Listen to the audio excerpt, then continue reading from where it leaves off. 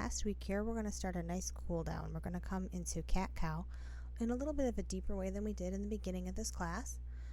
So really arching, really feeling the difference from when we started.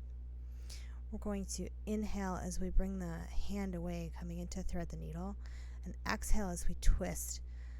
So again, just like in Eagle, what we peaked at this month, we are closing off the chest here. So we want to remember that it's really important to counter those poses as well.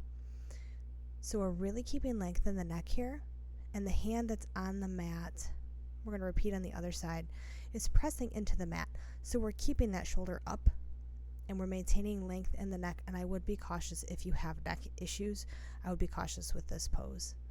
Keeping the hips as straight as we can, and we're going to come out.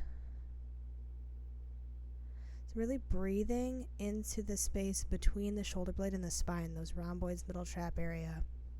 Going a little deeper there. Going to come back onto our knees, and we've really stretched out that vertebral border, the inside of that scapular attachment there. So we're going to stretch out just a little bit on our knees. We're going to laterally flex just to open up that lateral side, that outside edge of the body. We're going to come into camel. We've done a lot of things that close off the chest, and we really want to counter that. So we're going to lengthen down through the tailbone, tucking just slightly. We're engaging the core, reach the elbows together, not over exaggerating that opening in the neck. We want to be careful of the neck.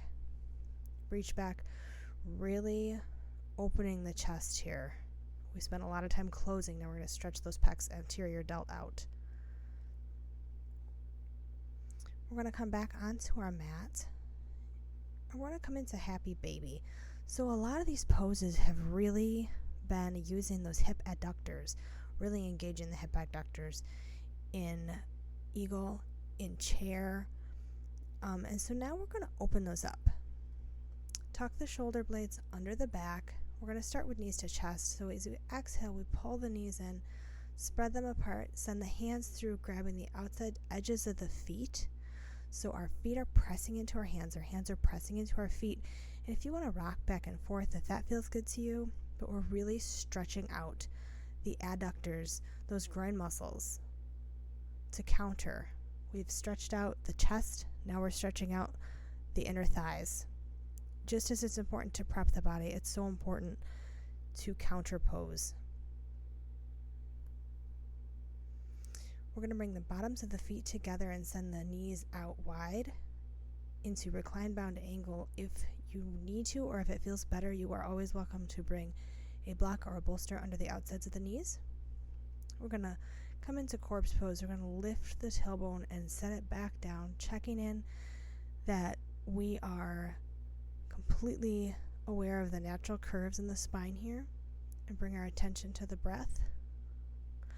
Options here to bring the hands to the belly, cactus the arms, whatever feels good to you.